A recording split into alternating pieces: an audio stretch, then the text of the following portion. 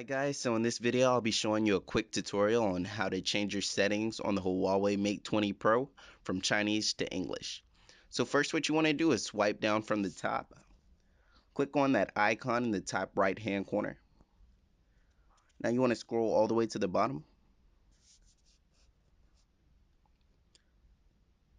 click on the fourth column, click up top. Now right underneath that check mark, click again, find English. Now click on United Kingdom. Once you click on English United Kingdom, it'll switch over and there you go. Don't forget to leave a like, comment, and subscribe if you enjoyed the video. Peace.